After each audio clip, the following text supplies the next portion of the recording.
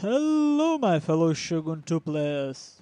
Zaript here, and I want to apologize in advance for my voice because it would be very noisy. Because I have an allergy season and it's killing me.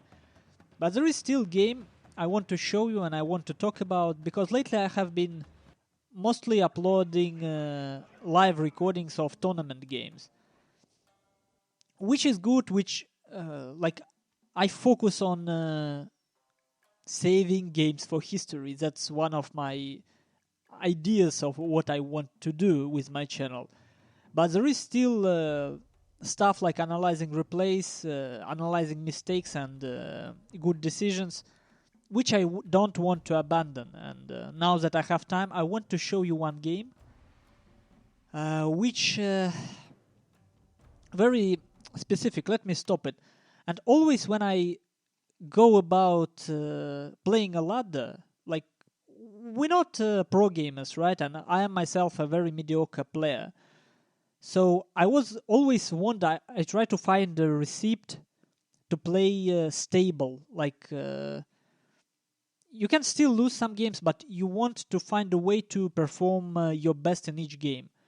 How do you do it? Oh, Darth Stark wants me in his friend list. Okay, we will check it later. So generally, worst thing you can do when you're not on a very high level of play is to actually go for balanced build. I always tell it on my live casts. You want you can use a balanced build only when your micro skills and when your understanding on a game is on proper level.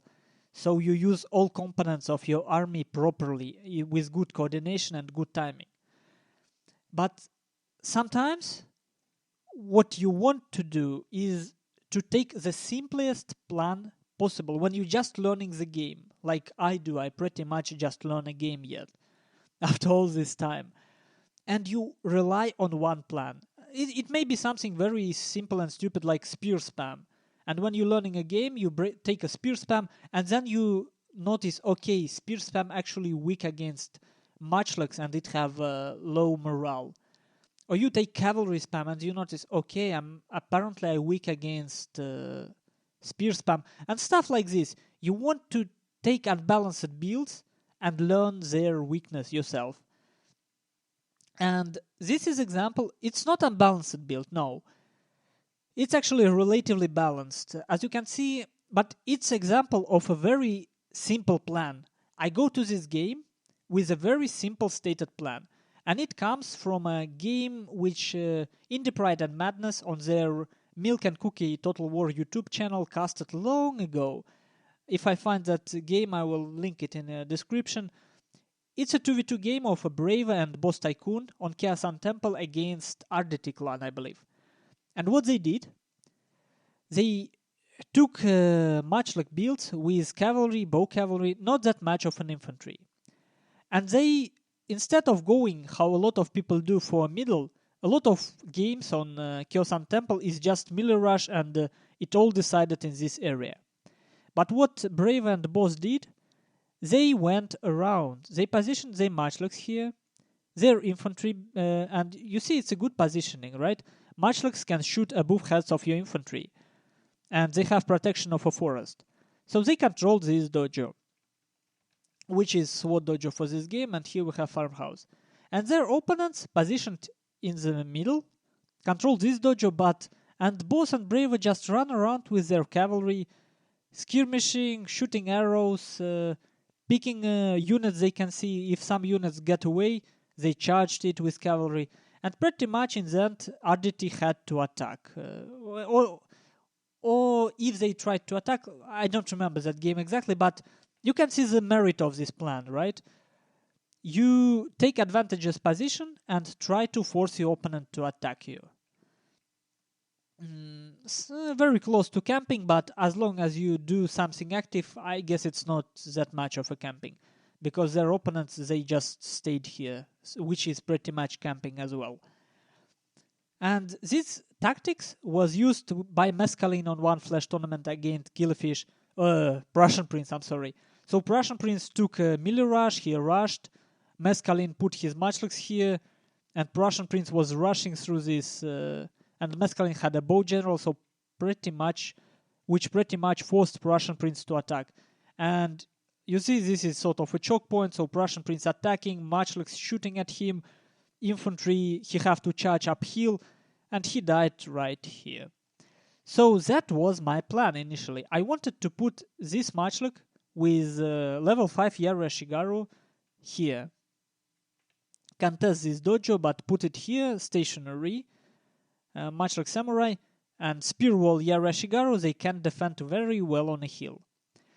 I wanted to use this extended range matchlock Warrior Monks with another Ashigaru rank 5 to bait my opponent to attack me. So it would be here. If he tries to attack me, I would pull back. There is stationary matchlock shooting. I will pull back, keep this position, and then I still have 3 Nodachi and Yari Samurai, all Nodachi rank 2, Yari Samurai rank 4.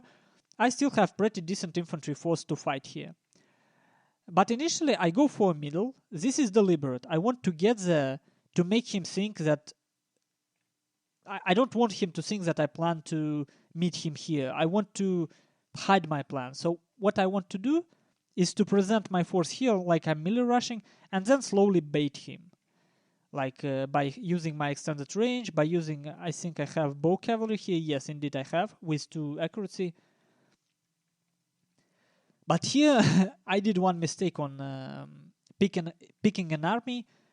I picked wrong veteran. I just misclicked, and only in a game I noticed that I have Katana Cavalry instead of 2nd Yari Samurai. This is huge. This disbalanced my build. Like I'm not used with only 3 spear units. I prefer to have at least 2 Yari Samurai in 40k. It's kind of important for me, because then I have a tool to support cavalry fight in case my opponent brings Great Gods, for example, because I don't bring them.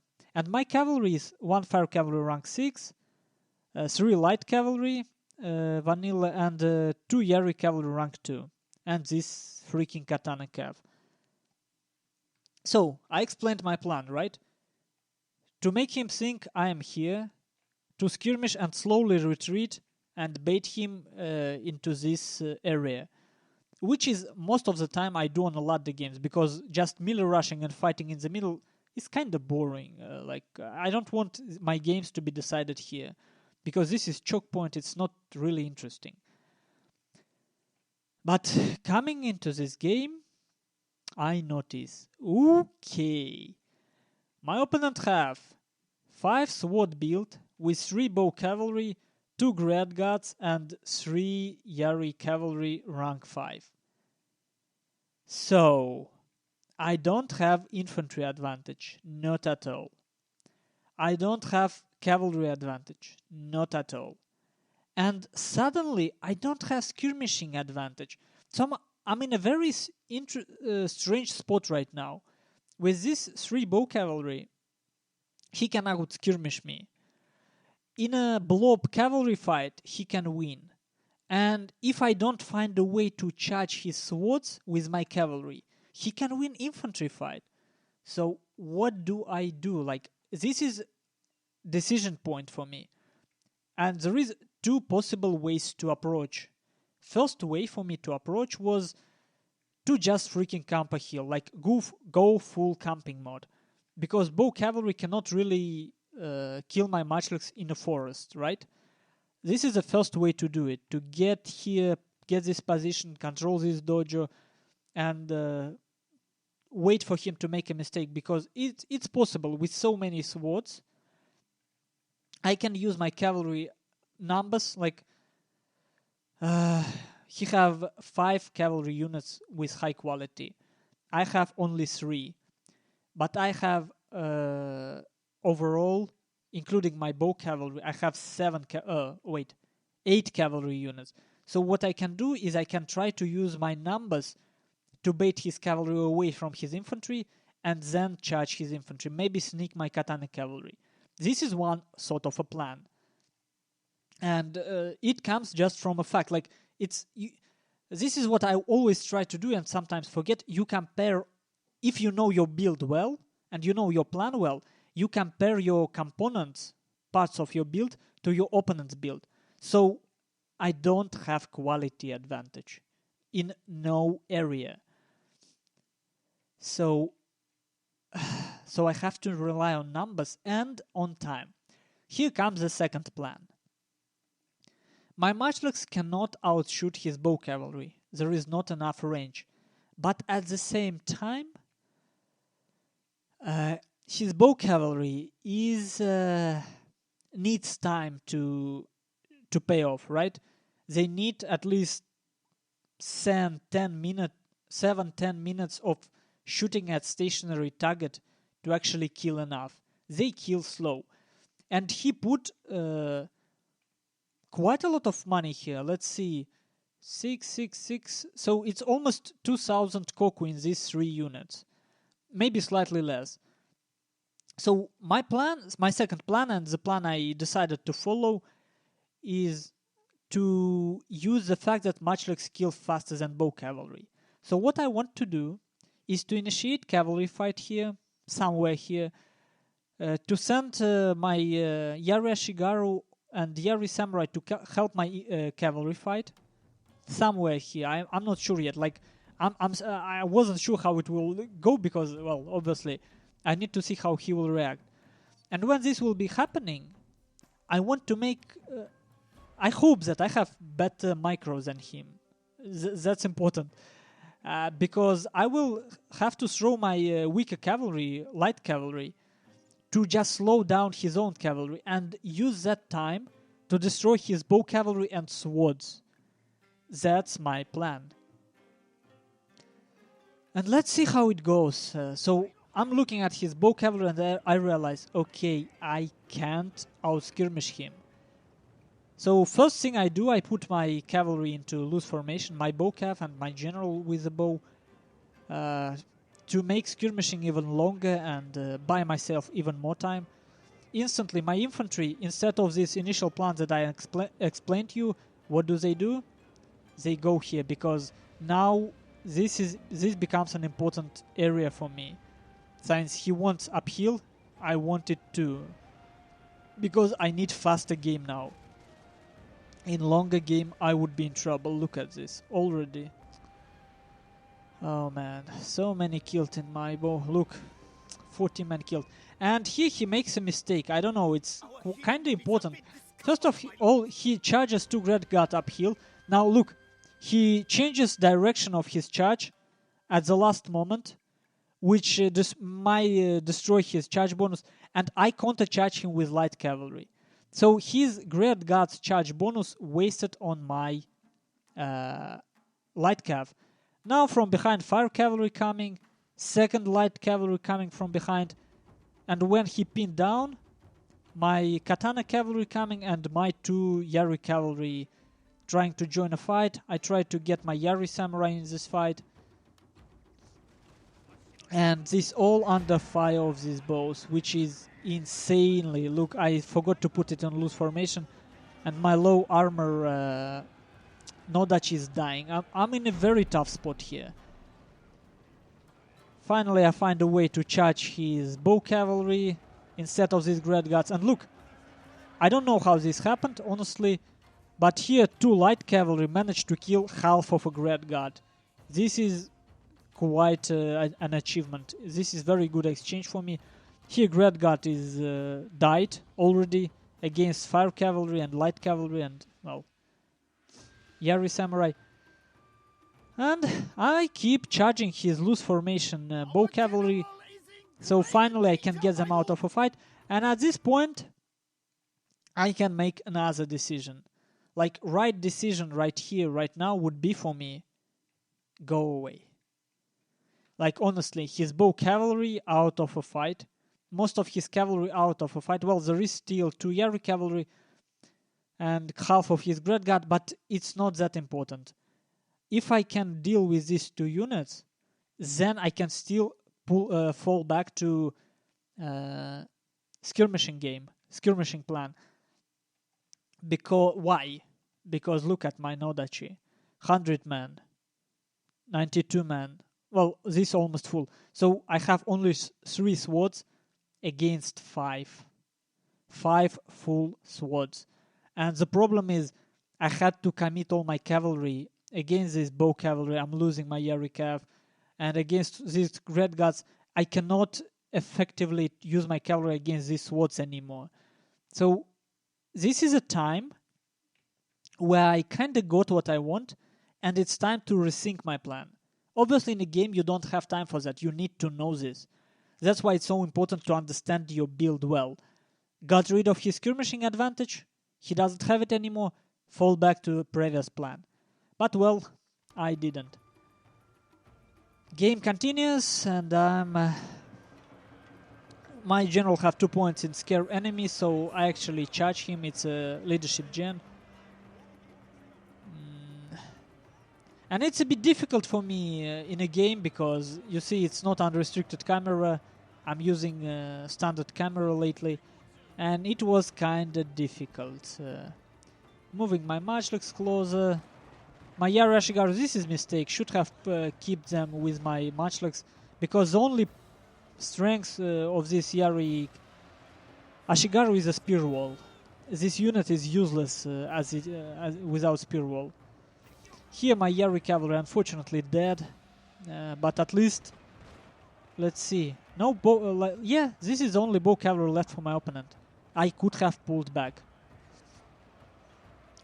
Trying to save my matchlocks. They have 2 speed upgrades, so they should be okay. They should run away. And here I engaged in this infantry fight. So, not ideal. Sending my Yari samurai. Let's see. My opponents still have throwing away his Yari cavalry. Big mistake, obviously, against this Yari Ashigaru. And honestly, now, no matter how this game goes, I think I still have pretty much this game. I pretty much have it in my pocket, because last bow cavalry will be dying. This Yari cavalry died, so yeah. The only problem is this Yari cavalry for me at this moment, because look, my matchlocks pulled back. This matchlocks is okay, so even if I lose in this blob, which I definitely should lose, I should be okay. So now it's just a micro game. Who can manage this fight better? Popping out Banzais. He popped up Banzais a bit too early in my opinion. I don't think his swords were wavering. Rally wasted a bit too early, and yeah, messing up his gen micro so that I caught him. Now here I have to put everything to stop this Yari cavalry from killing my matchlocks. I'm throwing away my bow cavalry into melee. And now my matchlocks getting some shots. Man, there is definitely like, how could you see anything? How could you aim in this scenario? I definitely would shoot my own man. And yeah, bow cavalry routed, but Yari Ashigaru came back from routing, killing it. And yeah, slowly wrapping out this fight, charging Yari cavalry to deal with these swords. This Yari Ashigaru is in spear wall. What was this? Camera? Yeah, kind of breaking formation, but still stopping these units so that my matchlocks can deal. And by this point, when the opponent doesn't have cavalry left, well, still have unfortunately, but 40 men isn't enough to deal with 2 matchlock units. Okay, and for finishing touch, let me apologize once again for my annoying voice today. Even more annoying than usual, just because it's an allergy season. And the point of this game and this analysis was, whenever you go into game, have a simple plan. Because why is it important in general? When you have a simple plan, and you know how it should work, you have an idea, and something go wrong, you can go and learn what went wrong, and then you can change, adapt your plan, and each time, each game, each iteration, you will learn a little bit. You will polish your build and your game plan a little bit more. So there would be no useless games for you. But if you go to a game with some sort of a build and you don't know what you want to do with it, like if you want to be conscious about, very cautious about your games, because again, it will make you learn faster. I think I repeat myself too much, but yeah, my brain isn't working as well as it should, as I wanted. So, very expensive, very quality heavy build because of Great God. He skipped on swords. Sorry, he skipped on spears, which made his build kinda weak. It's a good idea, you have a very strong cavalry and you protect your swords with the cavalry. But what do you do when your opponent have more cavalry, for example, and use your his spears as I did against your cavalry? Then you're in trouble. So his build definitely can work, but he should be more conservative with his cavalry, I believe. He was a bit too aggressive. Still a good game. For me, well, as you can see, not as effective as I would want to. Definitely not as effective with my katana cavalry. I used my katana cav against his cavalry, which not that bad against heavy armor units, but it should have been hitting his swords, honestly. Matchlocks didn't kill much, but as you can see, they still had enough to keep going. So I'm okay with this performance for my matchlocks. It's late game units which could have won me the game if I managed to lose the infantry fight too heavy. And for my opponent, let's see. This Great God definitely wasted. It killed kinda a lot, but if you look at the price of units it's killed, mostly light cavalry, it's not worth it. Bow cavalry, annoying, managed to kill so many of my Nodachi. Which is why you want a faster game, indeed. And maybe use loose formation, I should have. Maybe crawl in a forest for some time. A lot of ways I could have stuff I could have done better, but generally I guess it went okay.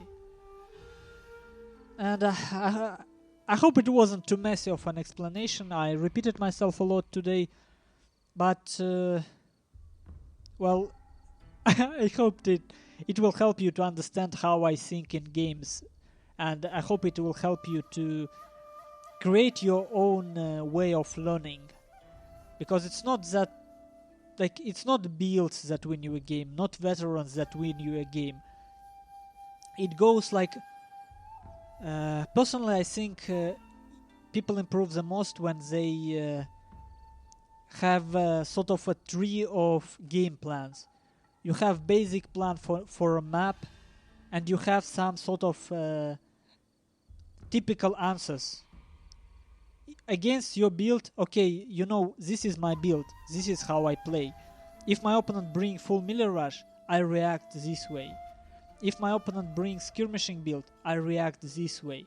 If my opponent brings cavalry heavy build, I react this way.